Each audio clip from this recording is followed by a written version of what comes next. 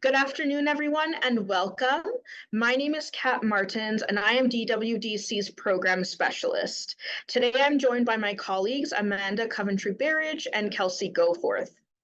We would like to begin by acknowledging that the land on which we gather here today is the traditional territory of the Wendat, the Anishinaabe, the Haudenosaunee, Métis, and the Mississaugas of the Credit First Nation. These nations continue to experience ongoing colonization and displacement. Today, Toronto is covered under Treaty 13 and the Williams Treaties. Dying with Dignity Canada is also mindful of broken treaties that occurred across Turtle Island, and we recognize our responsibilities as treaty people to engage in a continuous process of truth and reconciliation with all peoples across this land.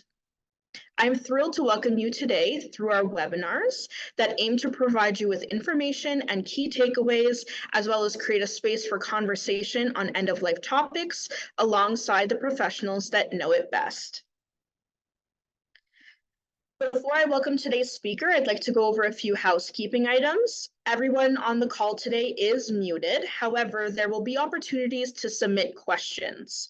To do so, please type your questions into the question bar on the Zoom side panel, and we will read it out for you at the very end. Please try to keep your questions as concise and clear as possible. Of course, while we are going to try to get to as many audience questions as possible today, unfortunately, we may not get to everybody.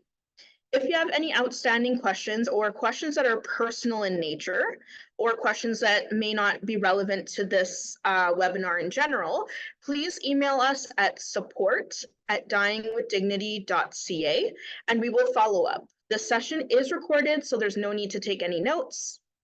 There will also be a post-webinar survey that's going to pop up on your screen after the webinar, and it's going to give you the opportunity to share your feedback. We're also accepting registration for an upcoming series of our Death Dialogues program. So please enter your information in the post-webinar survey if you're interested. And now to introduce today's speaker, we have Dr. Tracy Powell, who is a registered nurse and a tenured associate professor at Mount Royal University in Calgary, Alberta. She teaches with the School of Nursing and Midwifery in the Faculty of Health, Community, and Education. Tracy's clinical background is in oncology, cancer care, and palliative care, with over 25 years of experience in clinical practice and academia combined. So thank you so much, Tracy, for joining us today. And Tracy has graciously prepared a presentation. So I'm going to pass the floor on to her now, and I will be back after to ask audience questions. So keep those questions coming, everyone, and we will ask them at the very end. Tracy, the floor is yours. Thank you. Thank you very much. I will just get organized with my screen. Oh, hold on.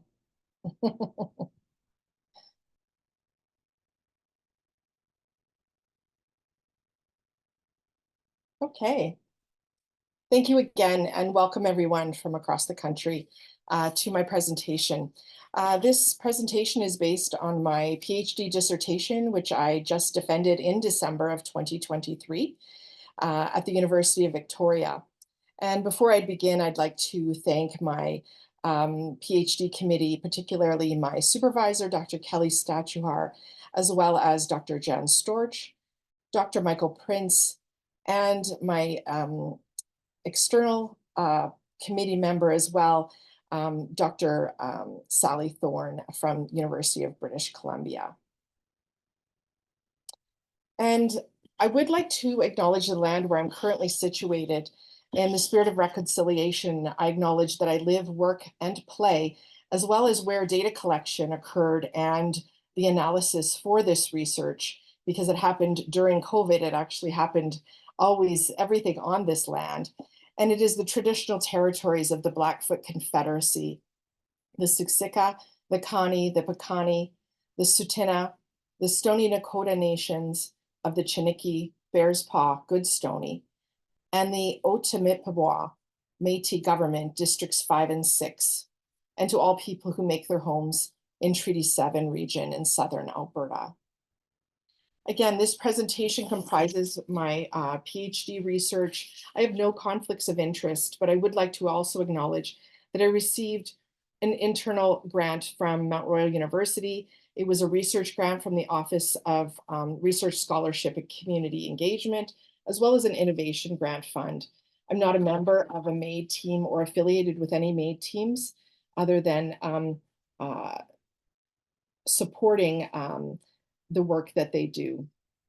Here's an overview of what I'm going to be talking about today. We do have time for questions, so please keep those coming in, and we will get started. I would like to begin with terminology, just so we all have the same understanding when I'm speaking. Some of you may be new to this topic. Some of you may have lots of experience, but I think it's really important for all of us to understand what we're speaking about. So in this study, I was focused on those who received clinician-assisted MAID and the family members' experiences of that. So what that means is a MAID practitioner who performs the act of MAID through IV injection after receiving consent and meeting the safeguards and eligibility criteria. For my study, family members was any individual who had significant ties regardless of kinship, household, biological relationship, or marital status. If a person felt that they were a family member to someone who had received MAID, they were able to participate in my study. And MAID practitioner is the unifying term that I may be using throughout, and I did in my dissertation, and that refers to the physicians and nurse practitioners who engage in MAID assessments, MAID provision, and maybe do both as well. I also want to let you know that I use the term loved one throughout my presentation and in my dissertation as well. I understand that that term can be a bit controversial for some, but it was a term so that I didn't have to use family member too often. So I just understand that I am quite mindful that that term can be have some particular energy related to it. So to situate the study, in 2015, Supreme Court of Canada declared a unanimous decision in Carter versus Canada that the criminal code, there were particular unconstitutional and areas that violated the Canadian Charter of Rights and Freedoms. In particular, the decision to support an individual's right to choose the time and conditions of their death, including the right to request aid for that death from a healthcare professional. This occurred in June 2016 when Bill C-14 came into effect. It was later amended in March 2021 through Bill C-7. And just so you have the context, recruitment and data collection for this study occurred when Bill C-14 was in effect. So my data collection occurred from June 2020 to February 2021. So within the legislation, personal autonomy and dignity are a significant focus. And that is the individual particularly wanting that assisted death.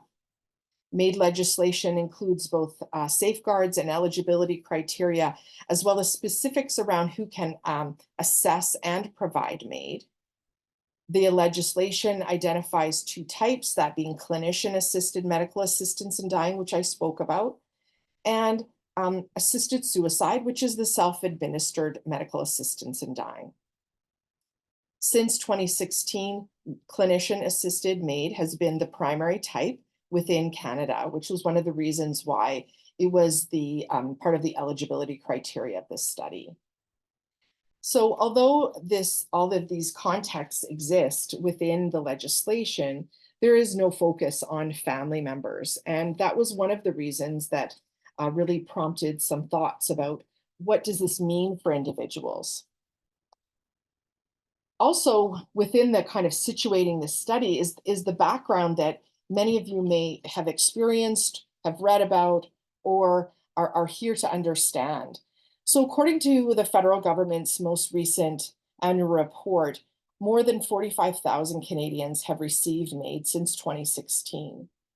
Health Canada reports increasing numbers of Canadians choosing MAID, and it accounts for about 4.1% of all deaths in Canada, and that was in 2022. This was an increase from 3.1% in 2021. Data on family members, again, and caregivers are not part of that federal monitoring data. Yet we know that many are connected to MAID because of being a recipient's family member, caregiver, or friend. And according to the Canadian Hospice Palliative Care Association, around 5 people are affected by grief for every death in Canada. So that stat does not relate to MAID in particular, but rather grief in general. And as attitudes and shift about assisted dying, more people understand its availability and their choice within that, within the eligibility criteria, we may expect that number to stay the same or rise in individuals who become bereaved but following an assisted death. So why is it important to understand MAID and family members? Evidence shows that family members are expected to provide caregiving to a loved one with a chronic condition or a life-limiting condition. Also that they're generally not prepared or supported for these roles and can experience feelings of isolation, burden, burnout, and even have unmet needs. And some of you on this webinar may be shaking your head saying, yes, this is what I've experienced actually. Also, an assisted death comes, with it some negative connotations, and there is structural involvement that individuals can actually experience. So in looking at the research, we know that family members' support is crucial when individuals have a life-limiting condition, and that it really seems when you look at the literature, that there's an importance of that family member so that when one wants an assisted death, they may be called upon to actually deal with the complexities associated with engaging in that process. So when doing research, particularly qualitative research, it's important as a researcher for me to kind of put out there, what are some of my assumptions moving into this research? So these are just some of the assumptions that I entered into this research with. That MAID is ethically layered and morally complex, depending on your experience. The healthcare system is also very complex. Family members are expected to take on roles and responsibilities, and really supportive interventions can help family members and healthcare professionals deal with death and dying. Access to MAID, it differs across Canada because provinces actually determined how MAID was being rolled out. Although the federal government established the legislation, it is within those provinces, those governments that actually decide how it's going to look within their context. Some MAID eligibility criteria and legislative safeguards actually create challenges, not only for those seeking MAID, but also for family members who come alongside individuals who have this option and want this choice. And there is disparities that exist in the availability and quality of palliative care across Canada. So the purpose of my study was to understand the experiences of bereaved family members who've had a loved one receive MAID and describe how MAID implementation, policy, and processes in different provinces may have influenced these experiences. My overriding research question is here at what are the experiences and perspectives of bereaved family members who've had a significant other have MAID, with the aims being to describe bereaved family members' experiences of having a significant other participate, including moral and ethical dilemmas they may have experienced, to gain an understanding of how the implementation of MAID legislation has influenced family members' experiences, provide direction for interventions designed to support family members, and provide healthcare professionals, MAID practitioners, healthcare administrators, advocacy groups, end-of-life groups such as Dying with Dignity, who influence decisions with knowledge to inform policy directions.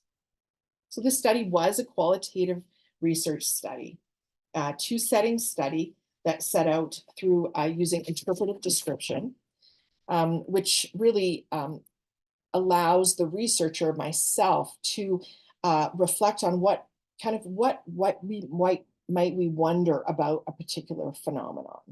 It allows that context to kind of come through in the analysis. And I did receive ethics approval through the Harmonized University of Victoria Research Ethics, as well as the Health Research Ethics Board of Alberta, and through Mount Royal University, where I work.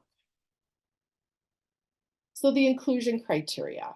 As I said, I had two different settings. So one being the province of Alberta, the other British Columbia, looking particularly at Vancouver Island, and data collection happened during public health measures. And so dissemination of recruitment and people who may be interested happened through social media. Because of that, I originally was looking at only Vancouver Island and kind of mid central Calgary and South Alberta.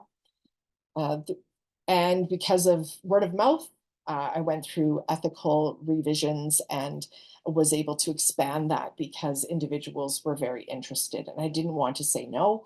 I wanted to let individuals who were interested share their story. So also realizing that this is, as I said in my assumptions, and that we know, and if you've gone through this and the experience, it's a very complex piece. So I wanted to get the information as well from key informants. So I had two kind of participant groups within this. So as you can see from the brief, family members, again, we're looking at clinician assisted. The individual needed to reside in either on Vancouver Island or BC, as well as in Alberta. They didn't necessarily need to be present in the room when the assisted death occurred, but they needed to identify as a family member. My second group being key informants, again, they had to be connected to MAID in some way and support family members during provision and really have that knowledge about policy processes, implementation within that.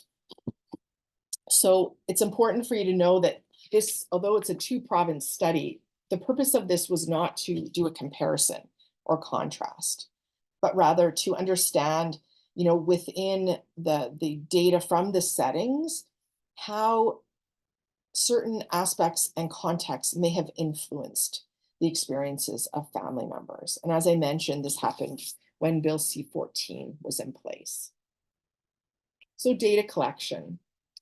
I had lots of data that I collected. I felt it was really important to kind of what we use the term around triangulate data that came through. So those participants, regardless if they were in the family member group or the key informant group, they completed a demographic questionnaire. You'll see here that it was a total of 46 participants that I had in my study. 31 were family members, but you'll see the asterisks here. And the reason you're seeing this asterisk is that I had 2 family members who participated in my study who had 2 loved ones who received MAID at different times, not at the same time.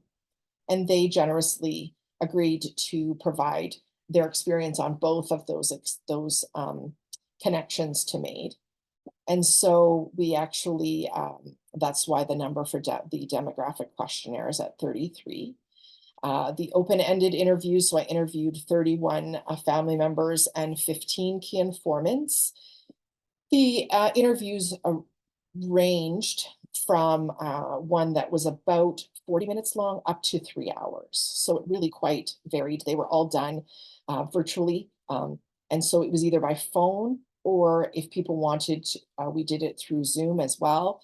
And the participants could have their video on or off the control. I wanted people to feel quite welcome and comfortable in their interaction.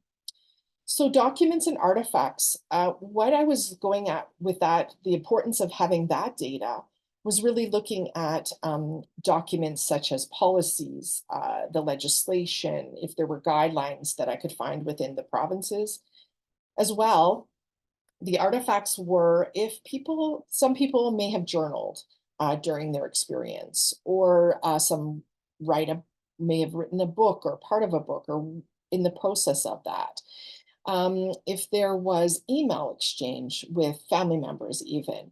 What I was wanting to know is what was their experience in the moment of it. So I actually had 13 family members who also provided the personal documents and artifacts that became part of the data in which I analyzed.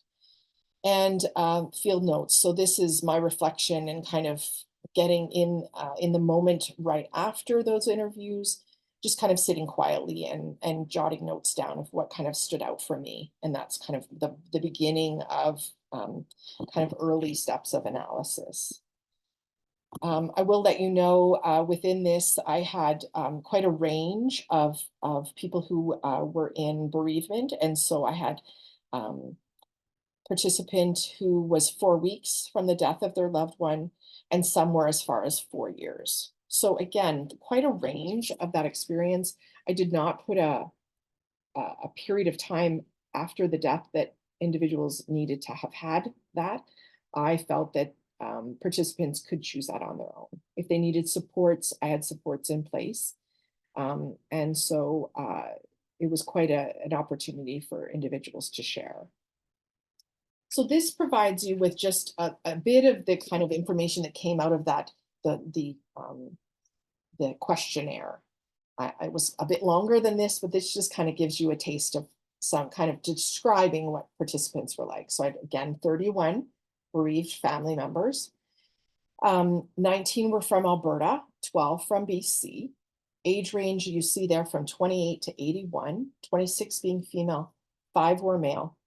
And then highest level of education was baccalaureate degree. And you'll see there 12 family members were daughters of recipients. One was a best friend. One was a sister-in-law. So SIL stands for sister-in-law. Sorry for the acronym there. 16 lived in the same city as, but a different home. And I'll let you read kind of some of those other descriptors.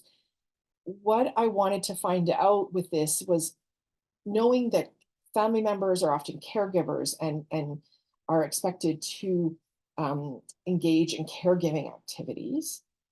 When MAID came into the picture, did that impact where they were able to live? So you'll see that one bereaved family member actually relocated to the same home as the MAID recipient, another relocated to the same city as the loved one. And you know, that question came through some of the research that preliminary kind of understanding of the experience before moving into the study. So again, of the 46 participants, I had 15 key informants, 9 being from Alberta, 6 from BC. I'll tell you, you know, getting participants who were key informants, imagine, if you will, that time period of June 2020 to February 2021. We had healthcare professionals and everybody who was connected to that. It was all hands on deck. And so I really appreciated them taking the time to meet with me and agreed to be interviewed. But, you know, I had to be, you know, open to when they were available. So that stretched out some of the time because they were very, very busy during this time period, and they were generous with their time with me so that we could have the best data or optimal data for this study. So 8 were only MAID team members. 4 were considered kind of members of palliative and MAID services. 2 were connected to psychosocial support services, and 1 was a palliative care hospice service only. 7 became connected to MAID before implementation, so that being before June 2016. So they were part of kind of implementation and planning, and I kind of understood how things were going to move forward. 4 kind of came into the MAID, connected to MAID in the first year of legislation, 3 at the time of implementation, and 1 had just begun in July of 2018. So as part of the surveys with family members, I also wanted to know about their loved one. And so you'll see here 20 of the deaths occurred in Alberta, with 13 in BC. And 8 died in 2018, 19, 20, in 26, and then 4 in 2017. Primary medical conditions, very similar to what we're seeing in the federal data and across the world, really, where assisted dying can be accessed, is that I have 18 of that loved ones of the participants had cancer as an underlying medical condition. And the other piece that I was very interested in, as we know, around policies have changed, but they were very, very stringent at the beginning as well.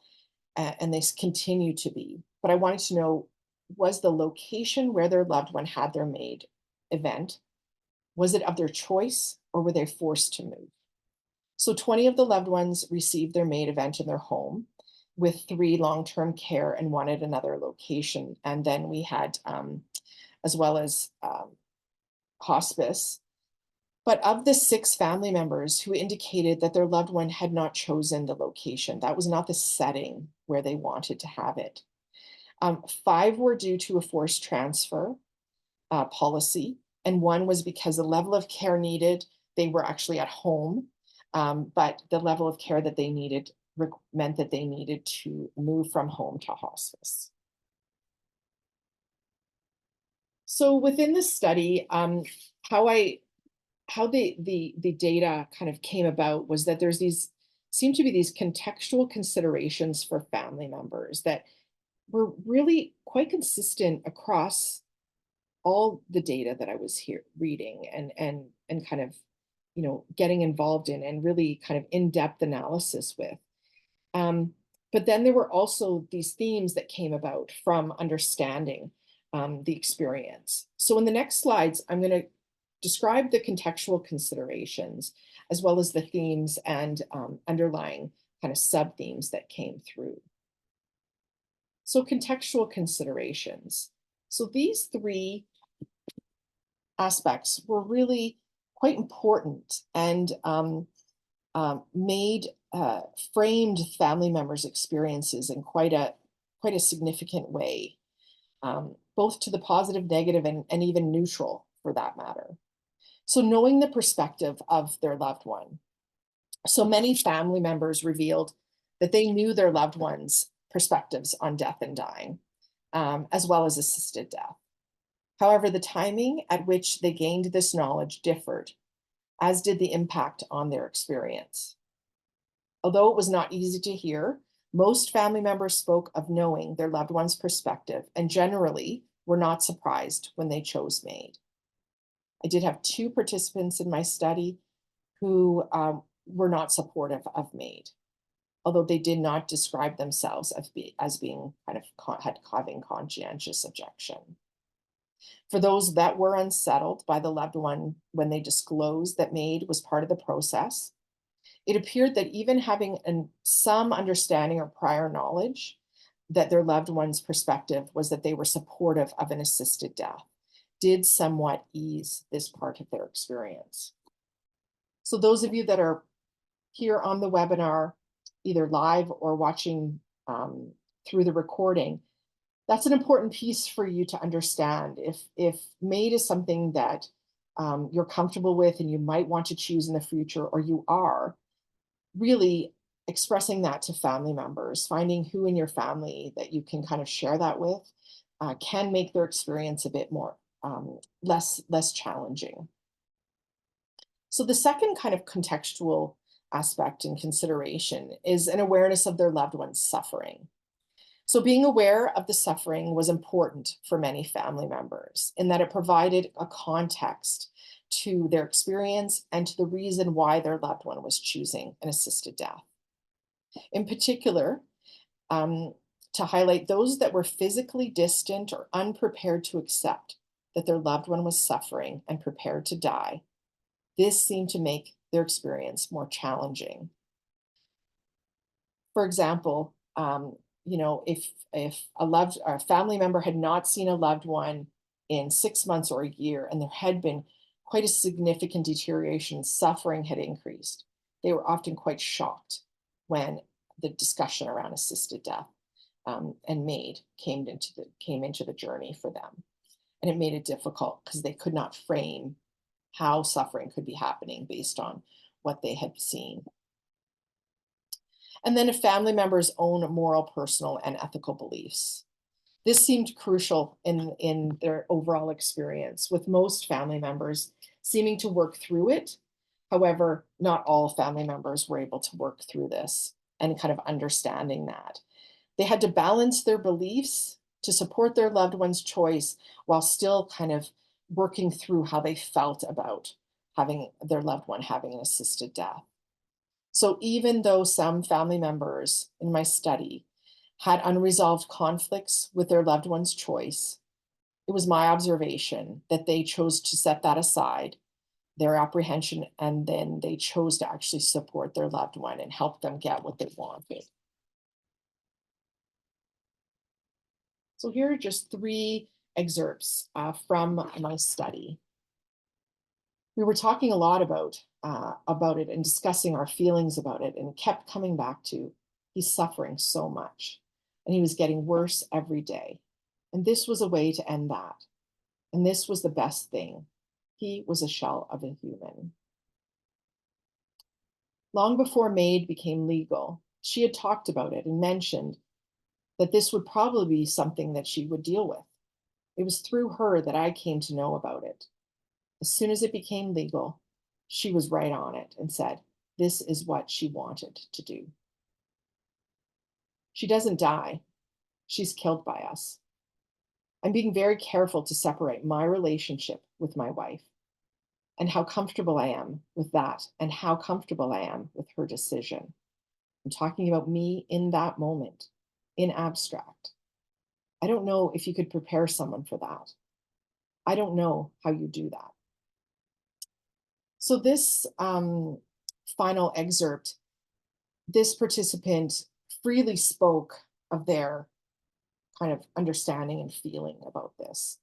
To give some context, their loved one was unable to print off the document and fill out the document. Without their help, the family member's help, they're not sure that actually MAID would have been initiated.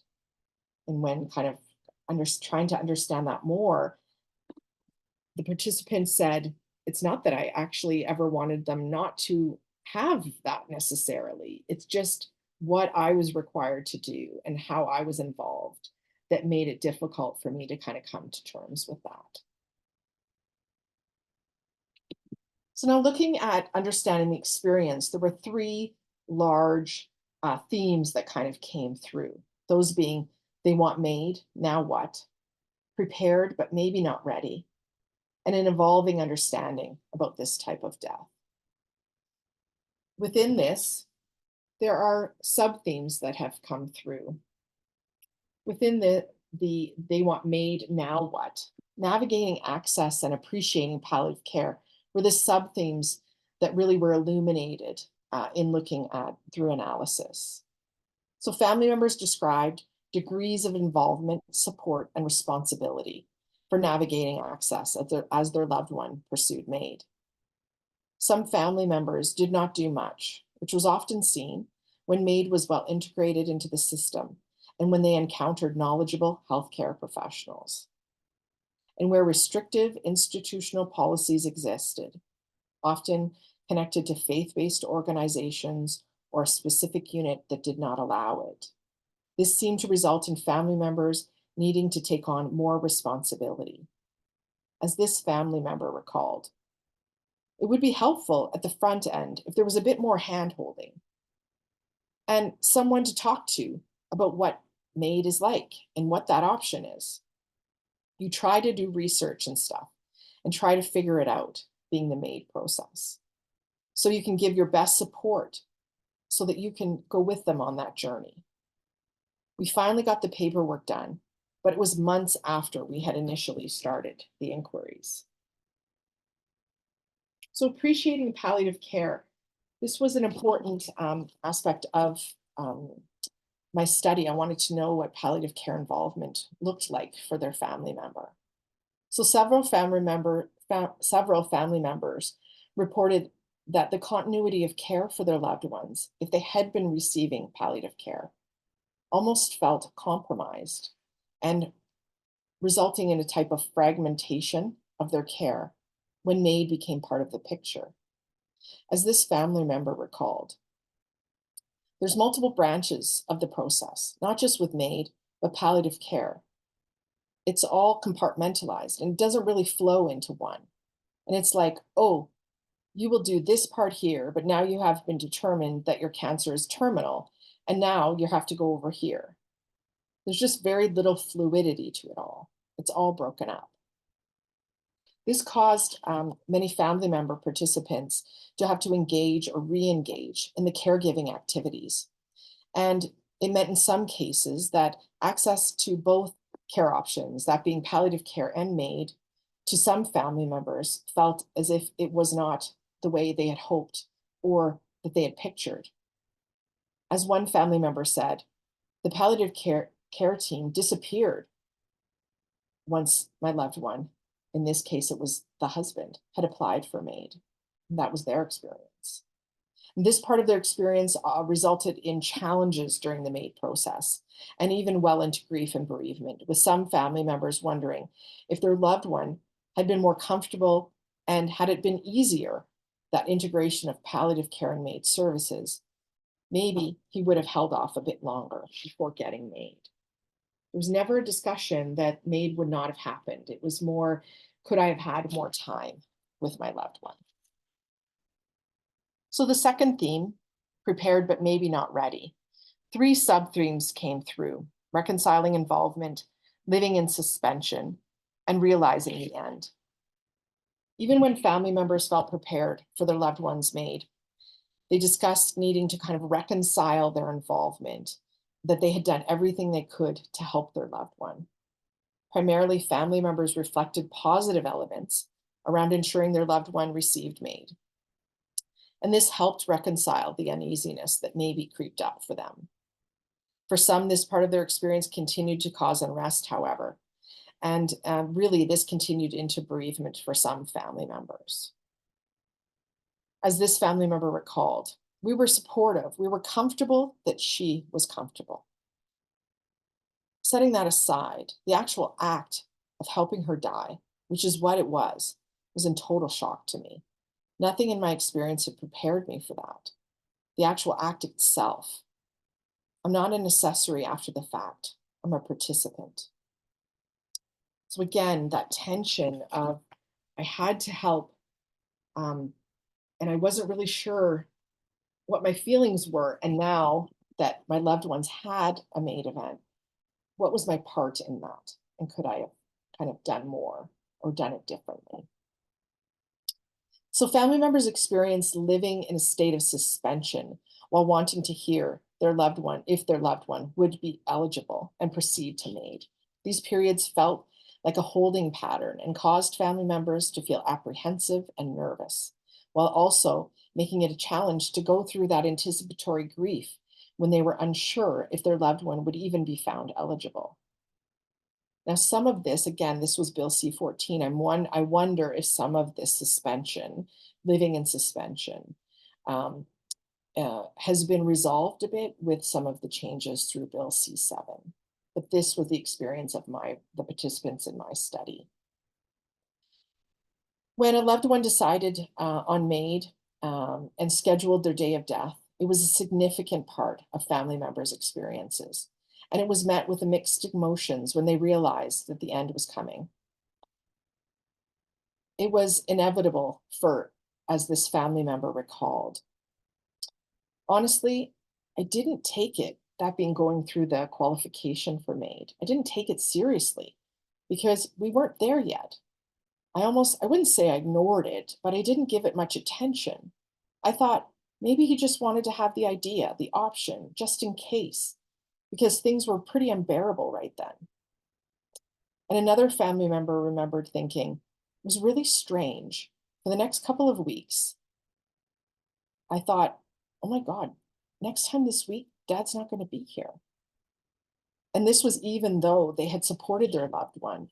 It was very impactful to their grief process. realizing that the end was coming.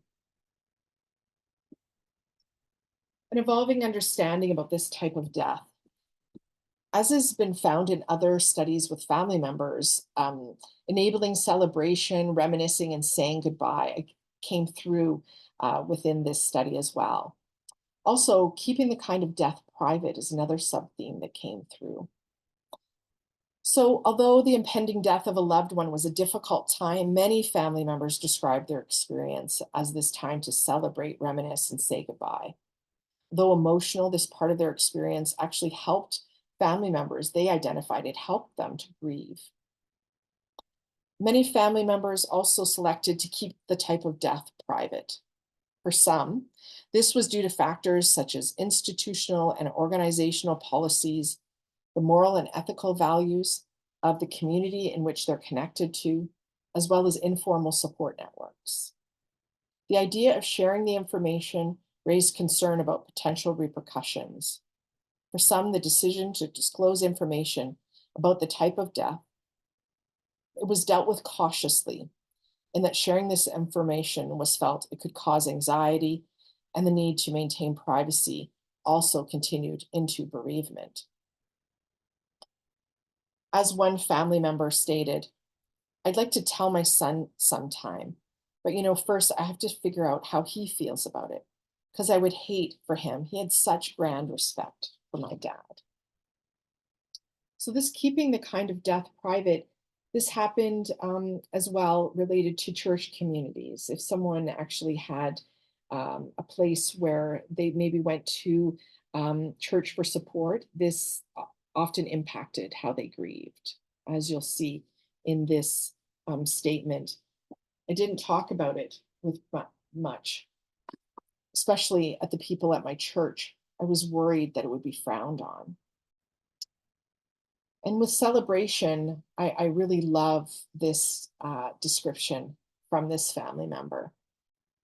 "We were all going to go to our house and have European wieners and a dinner around European wieners. He loved them. We were planning on doing that and having a meal that he may have prepared. We need to be a bit together for a bit. So we picked them up," being the wieners, "had them in the car. It was February, so it was cold. My dad wanted to know what we were going to do later. So we told him about our European wiener dinner. I thought he would like that idea. We were carrying on his traditions. He just heard that we had European wieners in the car. I had to get a package. I had to get a couple out. I had to figure out how to heat them up. They had a kitchen and a microwave, so he had some wieners and French mustard for his last lunch." So interpretation of the findings. So what does this all mean? The findings of my study support and deepen knowledge about the experiences of family members and highlight that there appears to be influences. The study extends understanding on what is known about the experiences of family members, including that healthcare professionals and leaders must realize that even when family members seem comfortable, appear supportive, and are involved in the process, they may still have reservations and are kind of dealing with that conflict internally. When organizational and institutional policies are in place that restrict MAID, family members spoke of taking on more responsibility for their loved ones to access MAID and felt responsibility for navigating the process and ensuring that their loved one's choice was respected. When policies restricting access were in place, family members, when they had a long-standing relationship with the institution, they weren't surprised by the policies. But family members became distressed when a loved one who had been recently admitted to an institution or setting were refused to receive that full access to MAID and have a forced transfer. It impacted family members. So knowing the timing of a loved one's death is meaningful and beneficial and provides connections at this time. But also it provides a specific amount of time for family members to engage in this. And really that preparation for saying goodbye is both complex and intense. it provides kind of a resolution to some of the stress that they may be having, but also has them confront that their loved one's life is ending. They know the exact date and time. Family members are surprised when MAID was not introduced early in the discussion about their loved one's care, including during palliative care discussions. Family members seem to have more confidence and trust in the MAID process, their loved one's decision regarding MAID, and in healthcare professionals who are involved when they found palliative care and MAID programs to be collaborative and cooperative. This integration also seemed to ease family member stress during the process. And decisions about MAID policies and programs, balancing the rights between healthcare providers, units, institutions, and those who want access to MAID and their family members has caused challenges as well. So some family members experienced guilt during their loved one's MAID process.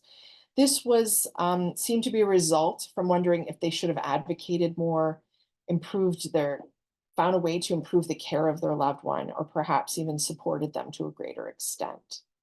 Some wondered if engaging in this way may have made a difference and possibly delayed their request. Again, there was no discussion among participants in my study that they wish their loved one had not gone through with MAID. It was more if they could have had more time. Family members identified privacy as vital and challenging to maintain. This was noted particularly in tight-knit communities, including small towns, church organizations.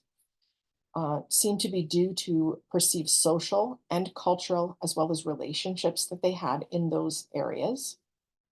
Reasons for privacy also included not wanting others to have a negative memory of their loved one, for a fear of retribution, or that they would be isolated within their communities or harm would come. The long-term impact of keeping the type of death private or a secret is not really known at this time. And so it is important to know, though, that it does cause tension for family members. And since organizational policies and programs, they have this individual focused perspective, and that's based on MAID legislation. It's all focused on the autonomy of the individual wanting it.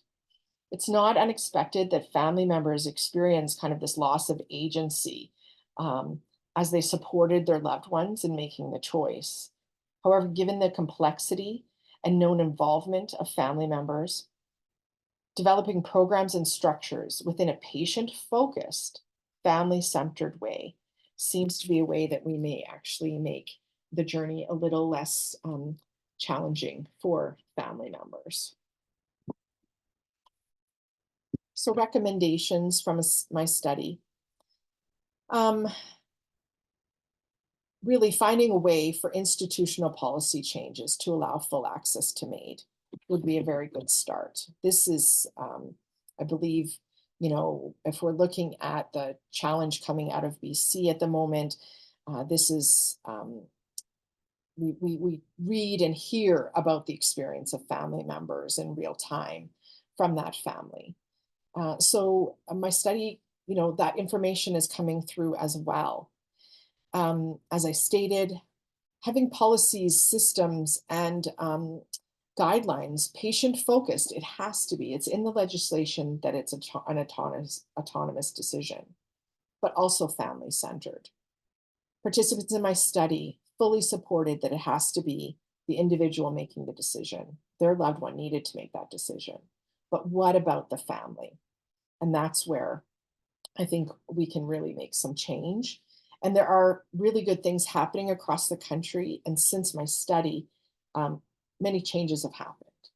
But I would say, when I'm speaking to organizations and institutions, I've done so in BC and in Alberta, it is this discussion that we may think it's family-centered, but we need to unpack that and see if it really is.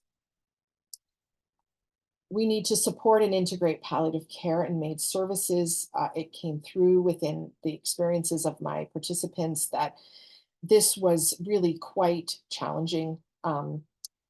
They felt that there was a disconnect when maybe there wasn't, but regardless, we need to make sure that that's being addressed.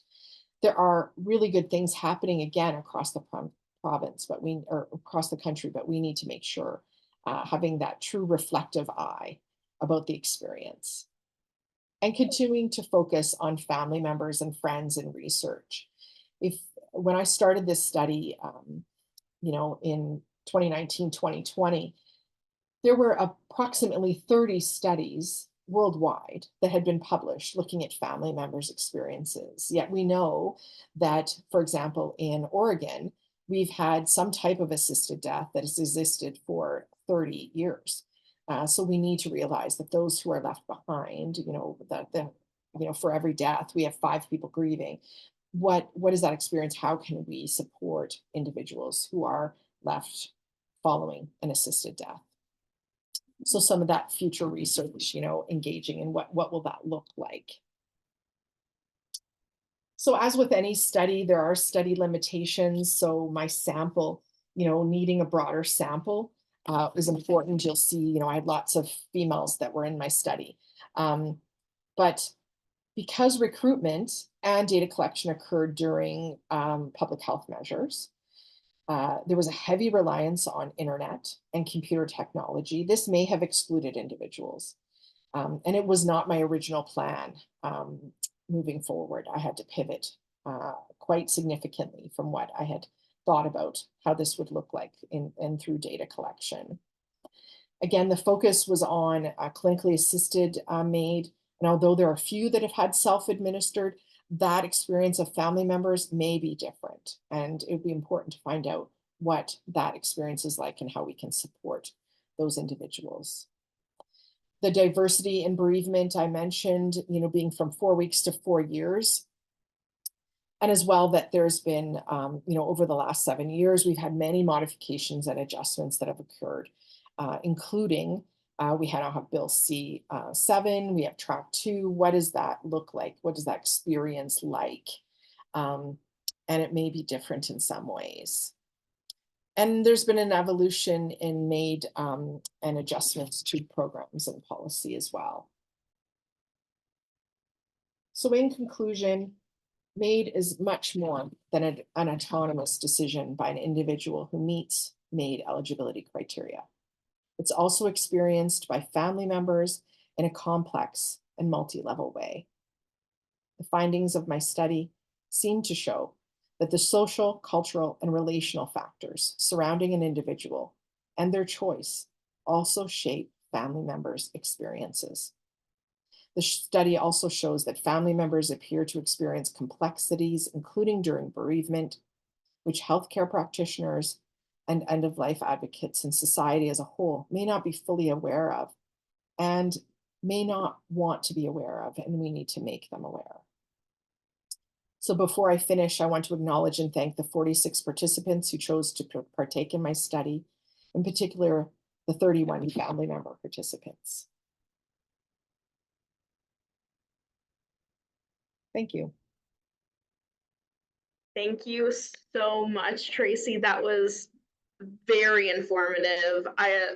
Thank you for sharing all of your findings with us about loved ones and how they took on a lot more responsibility at times, and the mixed feelings about assisted dying, the influences at all levels as a result of legislations, how some members felt that there was a lack of support when it came to family members, and how difficult the pre and post care for MAID can be for the grieving process.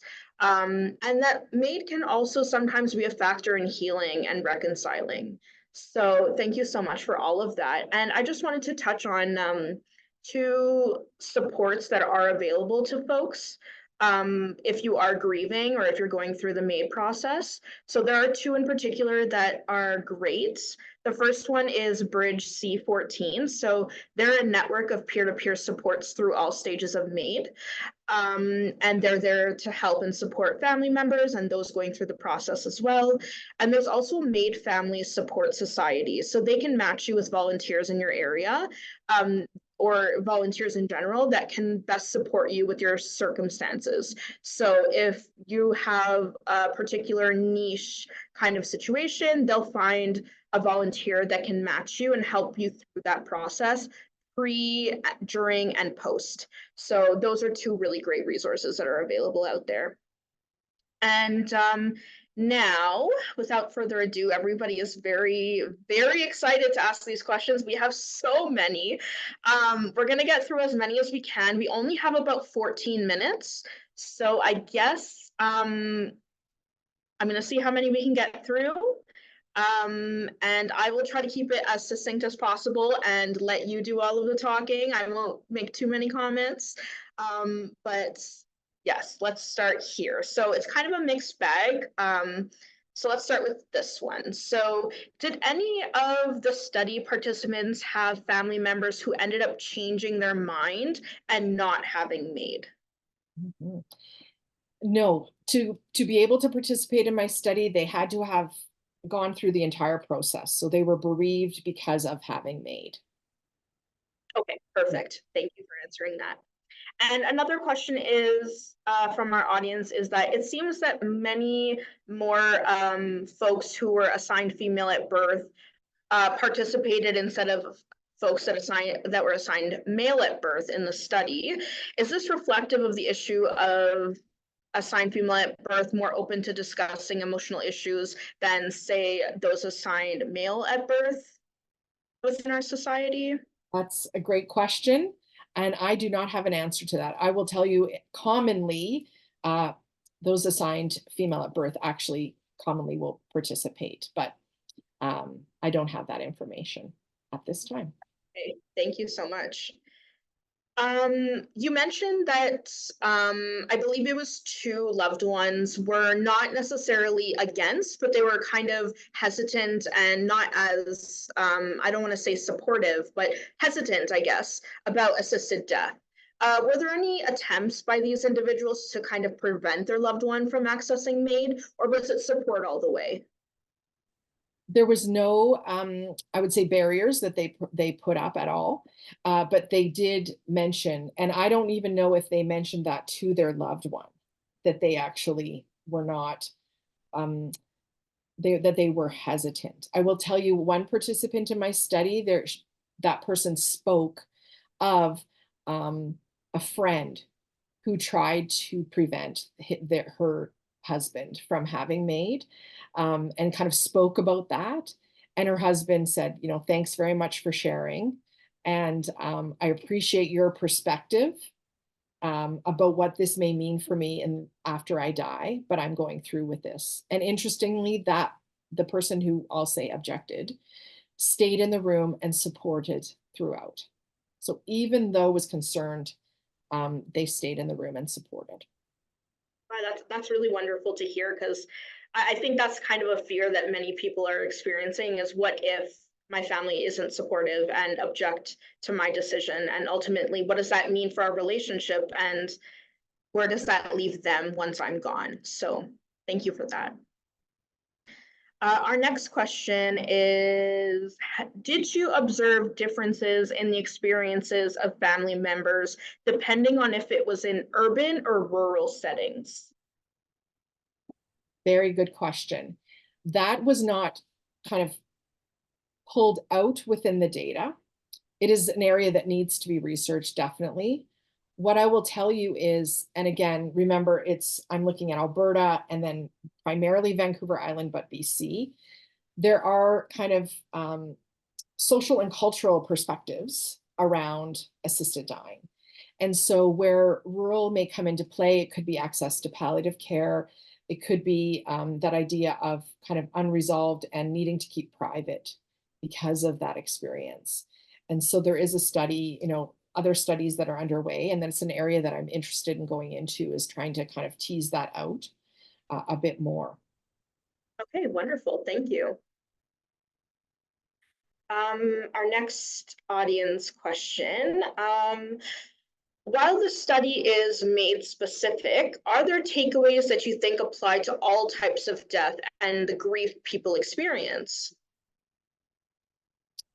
I would say, when you think about the contextual considerations, that for individuals to truly have those conversations about death, dying, and what you want can be important across everyone, regardless of the type of death, unless it was a sudden death, that type of thing.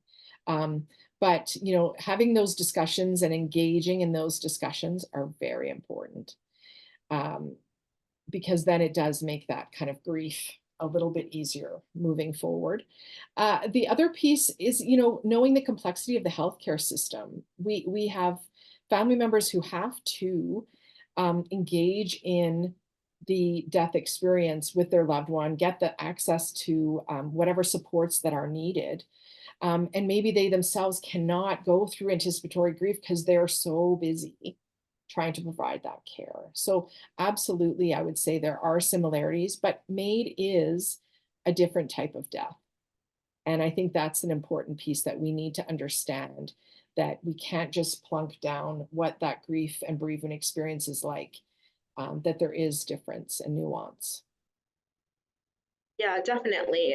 Sudden deaths, MAID deaths, they're so different, and people grieve so differently depending on what kind of death is experienced, the relationship, how close you are to that person in proximity, but also culturally and spiritually. And there's so many different aspects. So yeah, thank you for that insight.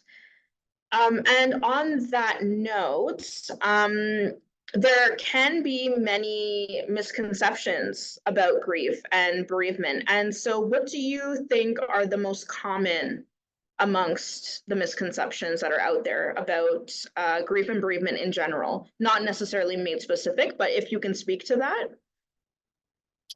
Right. I think the common misconception is that it is a linear experience, and that you go through it in a time period. Our grief and our bereavement happens um, in a circular and ebb and flow way, and that there is no given time period when that happens. So people can still be grieving years later. And as a society, it's important for us to understand people's grief and bereavement is different. Just because maybe you didn't grieve in that way does not mean that that's how a friend or another family member will. And I think we have to be kind with each other, that everyone's experience is different. We bring with us our prior experience around grief and bereavement, as well as what happened in that moment around and our cultural pieces. So that's the piece, that kindness piece, and being gentle with each other. Definitely, yeah. Kindness is key, and we need to be kind to not only those around us, but ourselves as well. So, definitely. Okay, let's see how many more we can get through. Okay, our next audience question is, do you have any plans to conduct a similar study with requesters who receive MAID outside of a healthcare facility or long-term care home? Is there any appetite for further research and exploration on this subject? Thank you for the question. I will tell you, I am a researcher who will research elements related to MAID. So that is definitely a contextual element, looking at that.